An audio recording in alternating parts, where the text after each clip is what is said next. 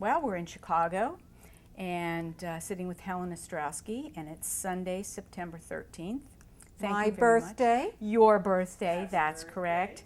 Thank you so much for taking time away. Well, you're here at a conference on your birthday as well, but thank you for spending some time with us.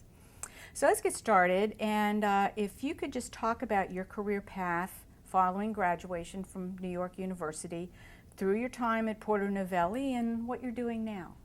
Okay. The quick synopsis of that is I started working right after high school.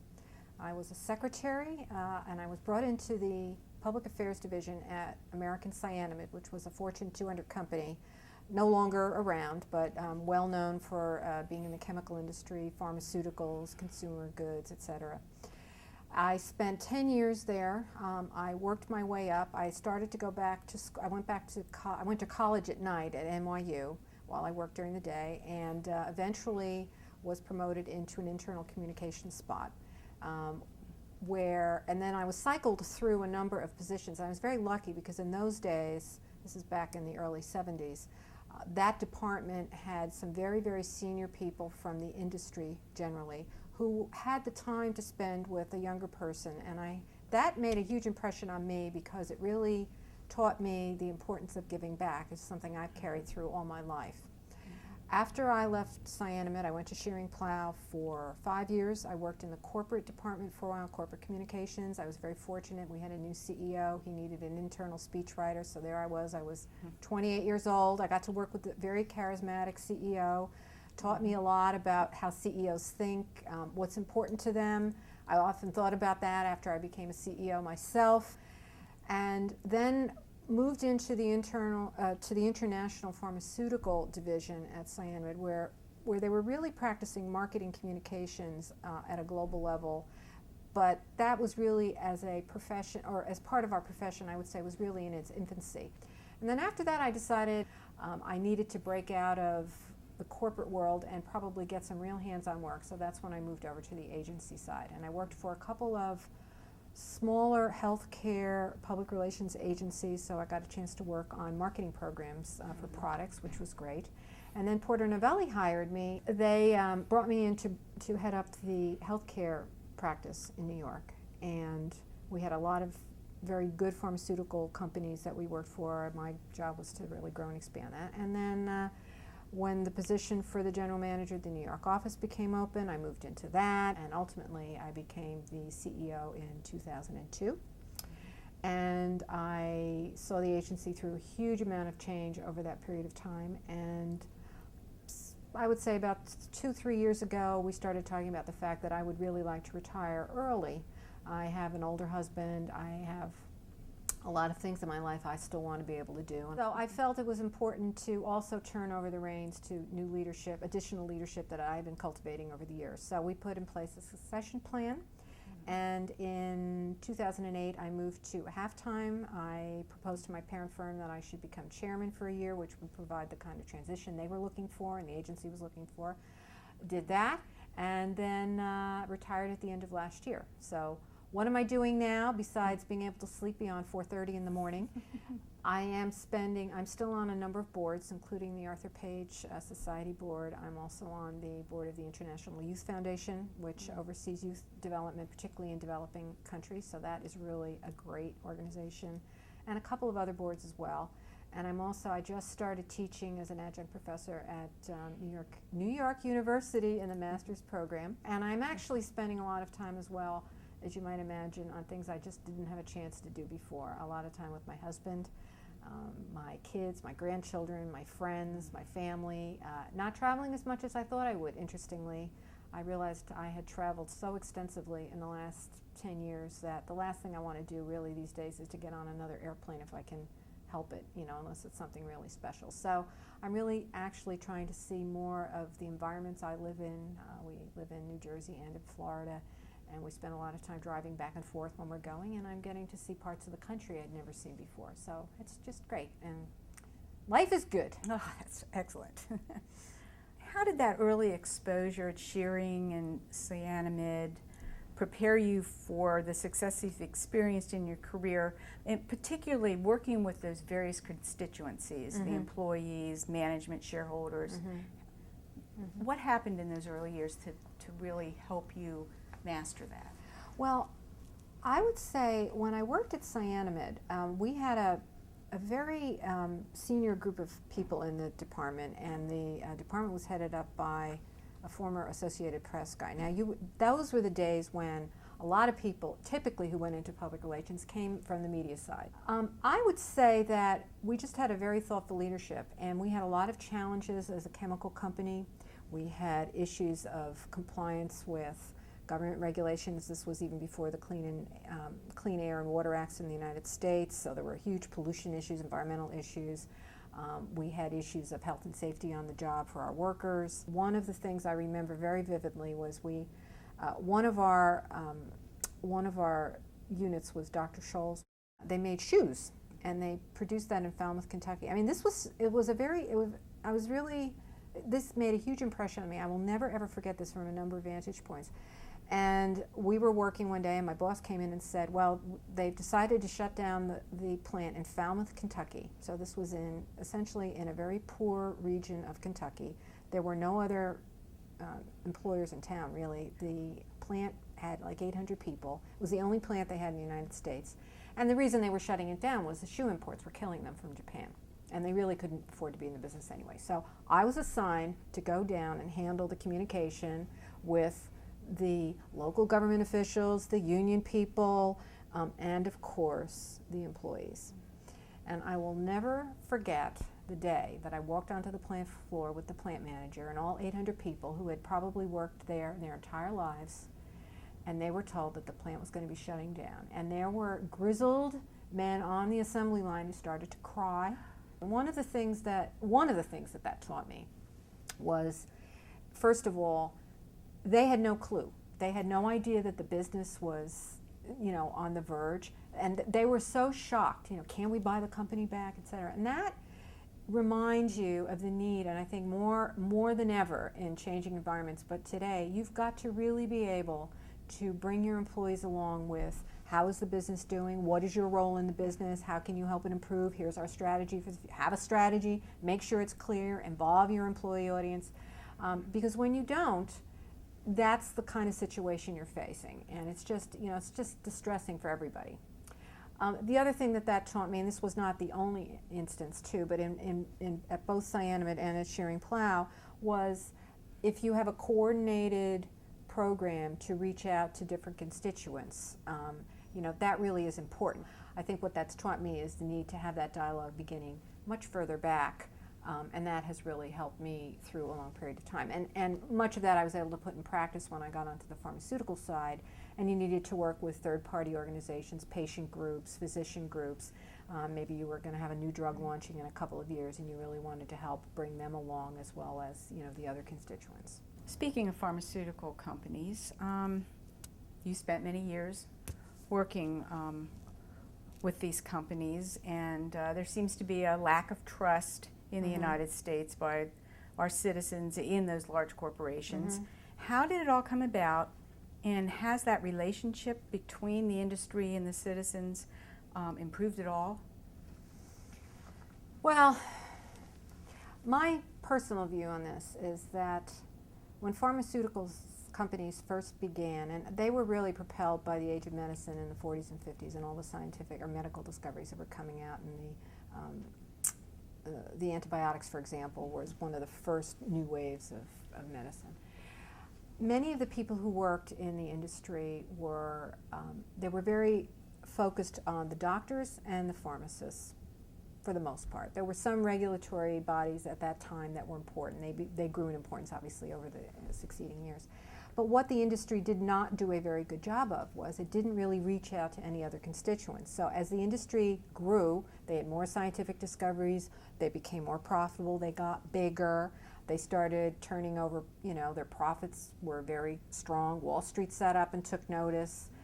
Regulators started paying more attention. Once you get larger, you're bigger, you're sort of a bigger deal. But when Americans in particular, not just Americans, but certainly Americans in particular, had to start paying more of the costs that were involved, and people started looking at the cost of pharmaceuticals, if they had to pay some more of it, or perhaps they couldn't get it so easily any longer, or whatever the issue might be. So there was much more focus being paid. So I think the long and short of it is, as the industry began to change, it did not really focus on building strong relationships and having a dialogue and a relationship with some of these newer groups that it never felt it needed to cultivate. It always said, the patient is not really the person that we deal with. We deal with the doctors and the pharmacists. Well, they're the end user, and you better have some sort of understanding of where they're coming from in relationship. So I think over a long period of time, that relationship, to the extent that it even ever existed at all, has been very thin, very fragmented, and it's been very difficult because many pharmaceutical companies have become very firmly entrenched,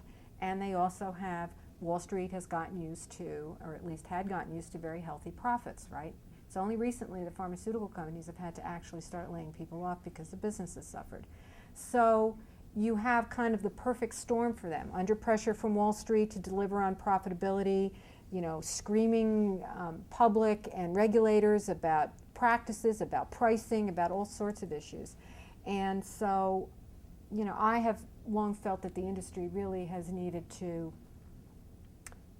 take a completely fresh look and stop hiding behind arguments like, it costs so much money to develop a new drug. Yes, it does, but there are reasons why that occurs, and there are fundamental issues that the industry probably will need to address over the next 20 years or less even, I think, if we're going to see some improvement there. And it's not to say that they haven't made some improvements already. I think they have, but the basic issue of trust is still an issue. Right, in the U.S. public, but does this exist? And Yes. the circumstances are different in other countries, but it does exist elsewhere. You've begun to see trust issues emerging in the UK over the past 10 years, in other parts of Europe. Now you have socialized medicine in a lot of countries, and that has, again, that's been sort of a place where people can kind of hide. But there are issues of marketing practices. They're more heavily regulated in marketing practices, or have been in Europe, for example. You couldn't do consumer advertising for the longest time on RX drugs. So again, that's another factor in the United States. We've had that for quite some time. So that's another visibility thing. And people look at the cost of a drug, they look at the cost of an ad campaign, and they go, well, if you could cut out some of your marketing expenses, maybe the drug wouldn't cost so much, So I think that as regulations have started to shift in other countries, for better or for worse, you've seen some of those changes. Now, I will point out, Japan has had a very interesting model. There's quite a bit more, or there had been a fair amount of trust in the pharmaceutical industry in that country, because they had they have a very different way of managing industries in Japan. The government sort of gets involved to help, not regulate so much, but they don't chase, all of the pharmaceutical companies in Japan don't chase after the same drug for a blockbuster. So you spread out the cost of drug development among fewer entities. And so you can argue whether they're innovative or not. That's kind of a whole separate issue. But they have had a different model. They also have brought in the public a lot more. I remember hearing a presentation. I was on a panel with a few people, including the head of the pharmaceutical industry in Japan, and he related the fact that in Japan they frequently will bring in patient groups, patients, to come view how the drugs get made, meet some of the people who are behind them, creating a relationship that we never really had in a lot of countries, and particularly the United States. So I think you're going to see, you see variations across the world, but the fact of the matter is pharmaceuticals is a huge business. It's global. You've got issues of pricing across borders. You've got importation of medicines. There is really a chance for the industry to look at itself globally in a fresh way, I think. Let's move into a little discussion about social marketing. Now, Porter Novelli was founded in 1972, and it credits itself as being the founder of social marketing. Could you tell us about that and share some specific campaigns that you were involved in that really focus in on the social good? Okay. Bill Novelli, who was one of the three founders of Porter Novelli, really is credited, I think, in a large part with being the father, the pioneer of social marketing. He was actually an advertising guy. and also had worked in the Peace Corps along with Jack Porter and Bob Druckenmiller. But they took the principles that they had learned from the advertising business and they applied that into how can you use that to create social good? How can you use marketing to change people's behaviors and create a social good? So one of their first clients actually was the National Institute. It was the National Institute Health's high blood pressure education program. And at that time, Americans didn't really know even what the term hypertension was. And there were no treatments for it, really, but they were starting to emerge from the clinic. And the government felt, and it was a terrible problem, people were dying due to heart attack and stroke. So they hired Porter Novelli to put in place a social marketing program to change, not just to educate people about what hypertension was, but to change Americans' behaviors about getting tested, because now if you could get tested and you had to understand what it was you're looking for, so there was a number associated with that, your blood pressure reading, that you could track it, that there was a treatment for you that you could take that would help lower your high blood pressure. Also involved in that was better eating habits, more exercise. So a lot of different people could get involved, or groups could get involved in that effort, not just pharmaceutical companies or physician groups, but also groups that were interested in physical education, schools, whoever it might be. Over the length of that program, and I can't remember now the actual statistic, but a few years ago the government published a statistic on morbidity and mortality from heart attack at least, and it was unbelievable in terms of how much it had fallen over that intervening period, thanks to a long-term education program, social marketing program essentially. So that's, I think, a good example of how that's gotten used. Many of the social marketing programs, by the way, were for government entities or associations. They have been used a little bit by corporations, but typically they lend themselves better to associations and organizations who typically are going to have a little longer term view of things, I think, and the ability to sustain it. One of the most famous programs was the Truth Campaign, which was for the state of Florida, when the state of Florida, like many states, received their compensation from the tobacco company settlements, and that money had to be used to help reduce the incidence of smoking among teenagers. They had whacked away at this problem for a while, and everybody would use the typical, arguments with teenagers, you're going to die. Yeah, maybe in 20 years when I'm old, not now. Or smoking makes you unattractive, I don't think so. All the cool kids in school smoke. So none of those were working, but what happened when we were brought into the campaign, we did some more research on teenagers to really understand what motivated them, and we found they did not trust business, big business. And in particular, they felt that tobacco companies were very manipulative. And that became the focal point for the campaign. Now, this is a good segue perhaps into social networking and social media. And so that campaign was designed by the teenagers with the help of Porter Novelli and the advertising agency. They also became the spokespeople, and they saw over a 2-year period, I think, a reduction of something like 40% in the incidence of smoking among teenagers. Now, back then, when they had the campaign, you had to use things like mailing videos to people. You had to actually have a physical town hall meeting. If you were going to have an event, you had to get flyers out. Today, if you could use the social media that we have at our disposal, you can only imagine how much more you could have compressed the timing of that campaign and probably had either the same amount of the same results in a shorter period of time or even better results. So it's a very good example of both, I think, the application of social marketing, but also how that can carry through and what happens when you start to use social networking, among peers, and then you overlay that with a technology. Today, if you had the campaign, you would just put that technology on top of it and use that. Wow.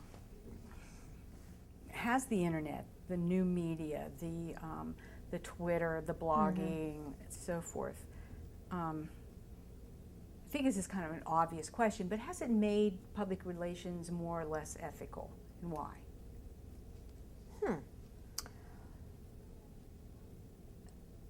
I think that it should, in the end, make that sort of begs the question as to whether or not public relations was unethical to begin with, Right. which I would say from a practice standpoint, I don't believe that to be the case.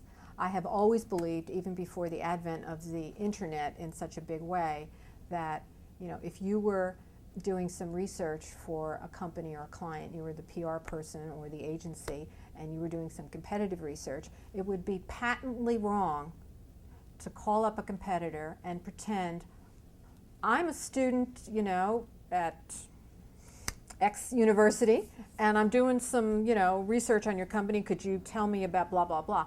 I mean, a lot of people did that, and that's just wrong. I mean, that is not what our profession is about. I mean, one of the Page principles, the first one, tell the truth, right? Mm-hmm. So if you're predisposed to lie or to misrepresent yourself or your company, it doesn't matter, pre or post-internet, you're going to do that anyway. It's the same thing with Sarbanes-Oxley.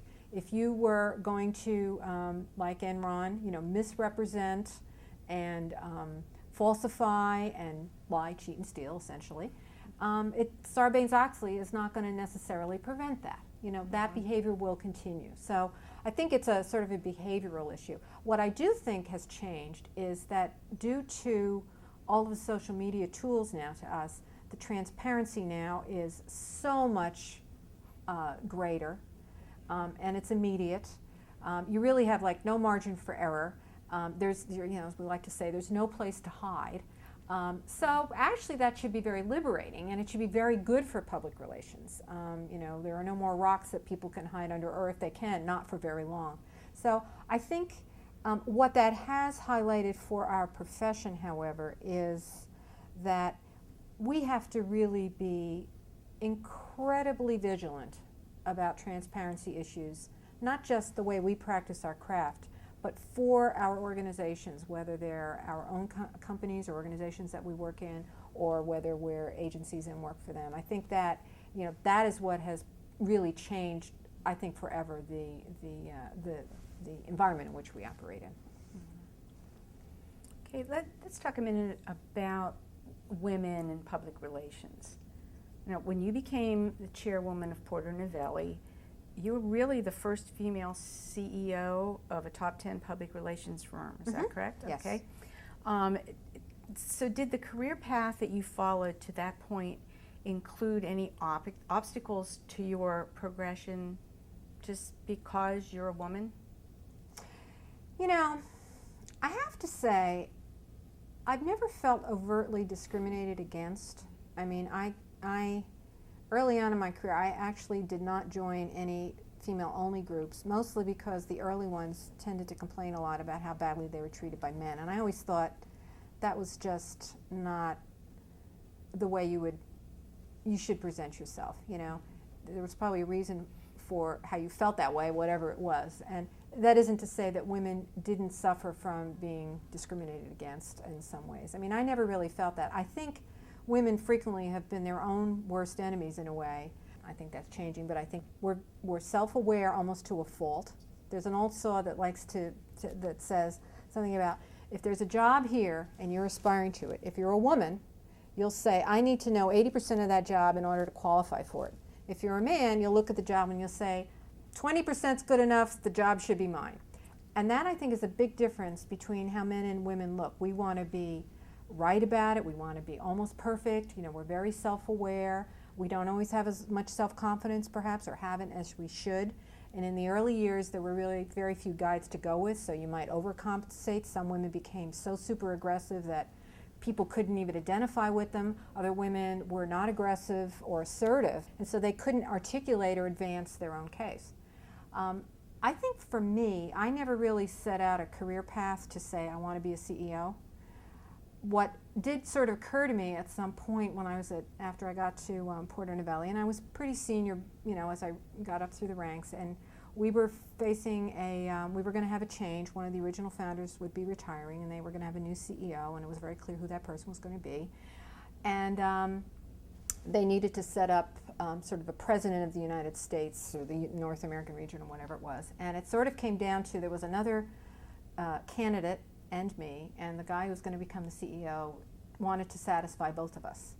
So he said, well, maybe we'll split up the job and you'll do this portion and he'll do this portion. And I went home and I thought about it. And now probably 10 years earlier I would have said, oh yes, that's fine, you know. But I came back and I said, you know, that just isn't going to work for me. I said, I recognize if you, you know, but you're going to need a clear-cut person in that job. And if it's not me, then, you know what, let's talk about, I'm not going to leave tomorrow, but let's talk about, you know, what the future looks like. Probably it would be better for me to move on. I had never done that in my life. And it really felt very empowering in a way. And he said to me, he said, well, thank you very much. I appreciate your candor. I appreciate your honesty. I don't know what would have happened had the other person stayed. As it turned out, they left, and I ended up with the North American job. So who knows? Would that have helped me or not? I don't really know, but sort of the rest is history. And the CEO that took over stayed 4 months, and then I was just in line. They all left. I like to say they all left, and I was left. So I was the only person left standing. Maybe not so easy, but you know, that kind of is how it happened. So I had not expected to become the CEO, at least not anytime soon. And I was older than the person who had the job before me. Not by much, but by a couple of years. So life is funny. You never know. What was the biggest challenge that you faced during your career? You know, I've had a few that are memorable, some of which I probably would not want to recount for the record. I'll tell you I would say the biggest challenge actually for me is when I took over at Porter Novelli. It was after 9/11. The industry was having a really tough time. It was really a time of great change for the agency. We had some issues that we really had to deal with, and one of my challenges was really to find something that would help motivate the entire global operation. Now, we did not have, it was an interesting situation because the agency was a global agency, but everything outside of the Americas did not report to me. It was split up at a higher level inside our parent firm. So I had a global brand, but I didn't have any say over how it was expressed outside North America or outside the Americas. So one of the things that was important, as I say, was to find a way to bring our workforce together, to motivate people, and also to create a strategy for the agency's future so that we would be able to have a future that was going to be meaningful and successful. So we embarked on a program that involved about 40 of our senior leaders in Europe and in the United States, and well, actually globally, I would say. And that was really designed to find kind of what was the agency's proposition. We knew we were formed in the social marketing mode, but that wasn't the only work that we did. It sort of tended to be what we were known for, but the fact of the matter was it was maybe only 10 or 15% of the agency's revenues. We had a lot of other work we were doing. And without going into the detail, the process really was extremely empowering for our senior leadership. It really bonded that group together. Not so much that they bonded to me, but that they bonded together as a leadership team. And that was hugely important to help us rebuild the agency and have a positive path forward and really engage our employees. So it was very time consuming. There was a lot of travel involved. But it was, you know, it was the right thing. It was definitely the right thing to do. And again, I took some lessons from my early days about that whole idea of you have to be honest with your workforce about this current state of your affairs, whatever they are, positive or negative, what the future looks like, how are we all going to get there together, what's expected of you, what we promise to be able to, you know, to deliver, whatever it might be. And you know, that was, I would say, it wasn't perhaps the scariest challenge I had, but it was certainly one of the most major challenges. Right. The others would be more individual, I would say, more personal. So, what are the abilities and characteristics that senior staff look for when they're interviewing potential employees? I mean, hopefully 10, 15 years down the road, scholars, but also some students are going to be looking at this. Mm-hmm. And you know, Okay. what are the kinds of things that they should know, that they need to understand? well, I think certainly there's the technical part of our craft that, you know, changes. I mean, 20, 25 years ago, media pitching, for example, was an important skill. It isn't to say that skill is not important in its current configuration today, and probably will look different again in 20, 25 years. Writing, I think, has always been, I can't imagine, won't continue to be important to us as in a profession. How you present yourself, how you present your ideas, those are important skill sets for our profession. I think there are others that are emerging. Perhaps they should have been as important 25 years ago, but I think that the skills for success in our profession are the ability to sort of see around the corners. You know, we've been known as doers, you know, we're the writers of the press materials or the statements, the messaging people. You know, what we need to understand now in a much more integrated world, much more complex world, you know, all the drivers that we have, the three main drivers that, you know, the Page Society has identified between globalization, stakeholder empowerment, and the new media, or the, you know, I'd like to think of it as social networking on steroids with the new media. But, you know, those trends have really created a much more complicated environment for us, and the potential of public relations in that, I think, is huge. It's a great opportunity for us, but we have to really step up our game as professionals. You know, we can't just go in the corner and write our thing or send emails out, or, you know, write the web page, or whatever the current state is of the communication side. You know, we have to be leaders. We have to help motivate our companies. We have to participate as leaders, you know, earn our place, you know, as a senior leader and a function that is helping drive change or helping organizations deal with change. I think the current state of change that we see now, I don't know what that looks like in terms of history, but, you know, they say that change keeps accelerating with each passing year or second or whatever.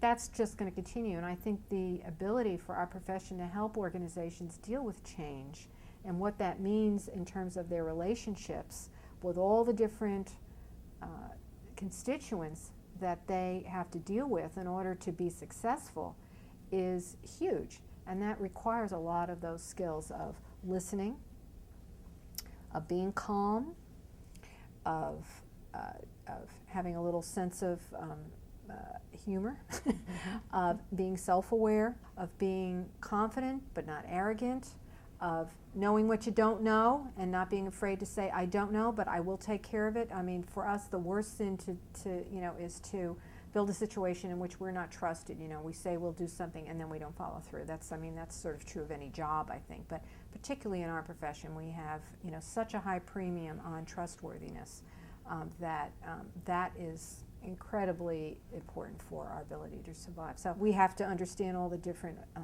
stakeholders that an organization deals with. We're the only people really at the end of the day inside an organization that has that broad view.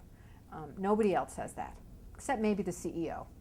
And even then, you know, we're probably best suited to really help guide organizations through that. Does that mean that we run everything? No. Does that mean that, you know, the marketing function isn't, you know, just as important in a different way? No. But, you know, our role has to really be one of being the guide for that web of relationships that an organization has to develop and cultivate in order to be successful. Mm-hmm. Let's look at the international realm. When you were with Porter Novelli, it had many offices across the globe in the 90s or something, and thousands of clients. And you became an expert at counseling the international clients. Can you share any experiences that highlight the, again, it's challenges, but in the realm of the international, that a challenge or a certain situation that you handled when you were counseling in this international realm? Mm-hmm. Mm-hmm. I think one of the companies have certainly gotten much better at their global communications. Public relations is, even though we have global programs and we deal with global entities, it's still a local profession in the sense that you're dealing with people who live in the community, customers, you know, you have different cultures, you have different languages, you have different practices, all that stuff. So you overlay global on top of that, and it's very tempting to say one message is going to be, you know, the message, and there's nothing wrong with that, don't get me wrong. You have to have a sure sense of who you are as an organization, but I have always found that very often the non-invented here syndrome, reigns supreme in many organizations. So I'll relate a story. This was actually a couple of years ago, but I think it was a good eye-opener for everybody. We were working on a program for a new drug launch. It was going to be a global entity, and we had the client. It was a big pharmaceutical company, had a group of people that would come together twice a year, and we would share the marketing and the public relations stories and sort of what we were working. Now, the company was a U.S. company, but the people running the program were from the U.K. Make a long story short, I remember distinctly, we were going around the table, and everybody was presenting sort of what they were doing in their market. And the Italians got up, and everybody, starts looking at their watch, and it was really rude. So the guy from Italy gets up, and he describes the program they're doing, and he says, and the guy from Spain is sitting across the table, says, we like that program so much that we adopted it too. It was a great idea. And the thing that was so remarkable to me was you could see sort of the Brits and the Americans going, like they could come up with a great idea like that, and that's it's not that it was because they happened to be Italian or Spanish, but it was because it wasn't UK, or US. And I think one of the things that I've always tried to counsel global companies, and including at Porter Novelli, that great ideas can come from any place. And you have to have mechanisms and a way for people to share those, that they can filter up through an organization so you have a chance to appraise them and see if they fit, in a greater context. And certainly, one of the basic fundamentals of any relationship, including that of your own employees, is making sure that people feel that they're getting credit for having come up with something, even if it never ends up getting implemented, but at least people feel that someone's been listening to them and understands here's what they've been able to say.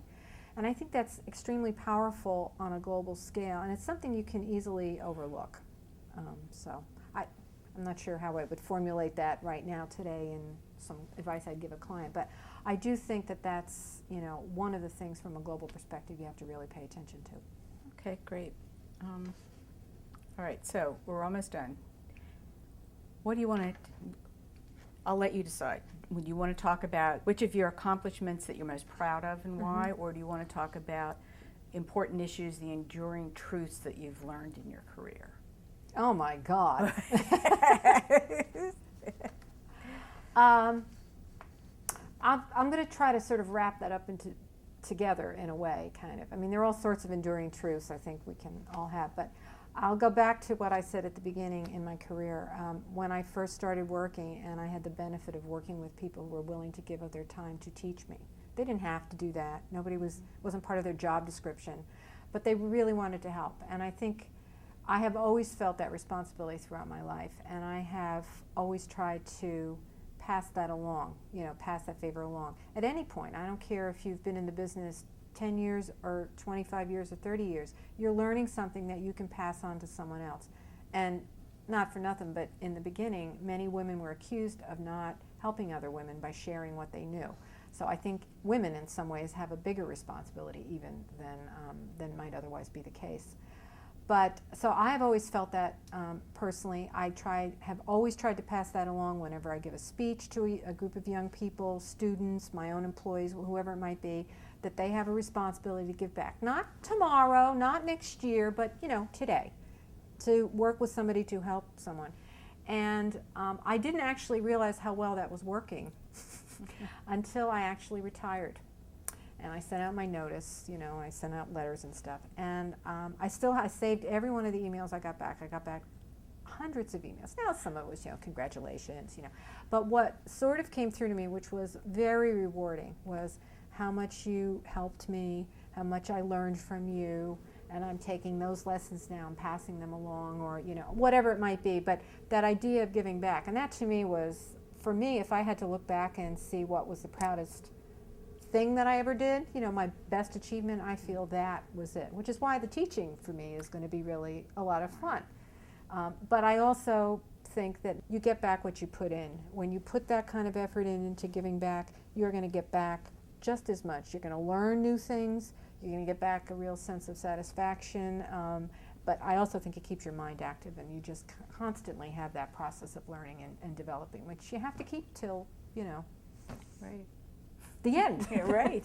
Right. Well, is there anything else that you might want to share with us? Anything that we haven't touched on?